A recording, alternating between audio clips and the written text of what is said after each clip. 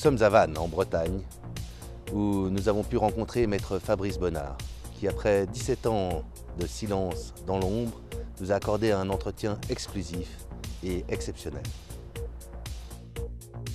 Aujourd'hui, plus que jamais, je dis très précisément, je le dis face caméra, il n'y a aucun problème, la crise Covid-19 en France n'est pas une crise sanitaire, c'est une crise juridique, institutionnelle et sociétale.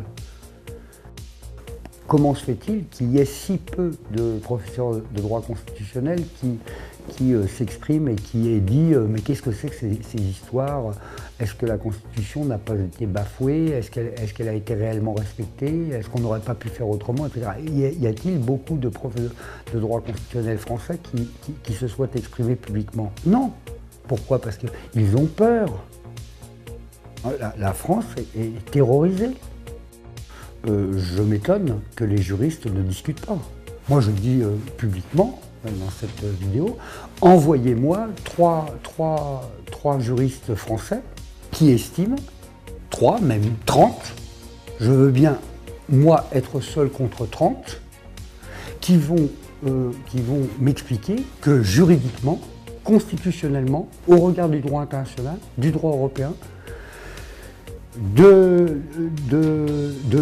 bloc de l'égalité, des principes généraux de la jurisprudence et de tout le bloc de réglementarité, que toute cette crise a été correctement gérée. Dans ce long entretien, maître Bonnard nous a parlé de nombreux sujets. Du Covid, des Gilets jaunes, de la Savoie libre, de la vérité sur le Conseil national de transition dont il est le concepteur et le gardien des sceaux, mais aussi des élections américaines et de son retour au barreau. Comment le Vatican, qui élit ses papes selon une procédure très stricte et très réglementée, et tant que cette procédure n'est pas arrivée à son terme, on ne dit pas Habemus Papam.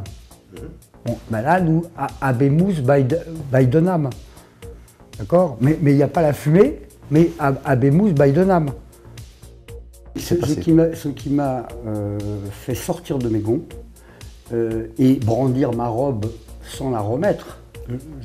Alors, le scoop de ce soir, c'est que j'annonce qu'effectivement j'ai envoyé le 20 novembre 2020. Le 20 novembre, pour ton anniversaire. Voilà, pour mon anniversaire, j'ai envoyé une demande officielle de réinscription. J'ai demandé au barreau d'Albertville.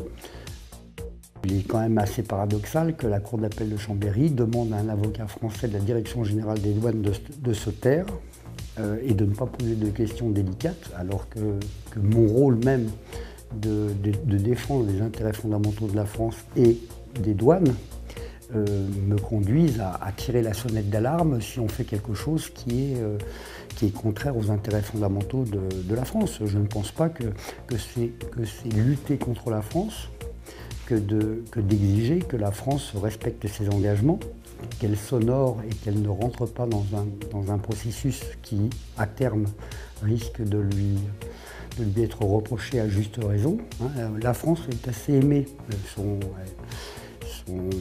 Sa créativité juridique au niveau des droits de l'homme et du droit des peuples à disposer d'eux-mêmes a fait l'admiration de toute la planète. Mais il ne s'agit pas que le cordonnier soit le plus mal chaussé et que la France s'illustre. Or, hélas, c'est un petit peu ce qui se fait depuis quelques dizaines d'années. À terme, je pense que la France est aimée, mais l'amour, ça peut vite se transformer en haine.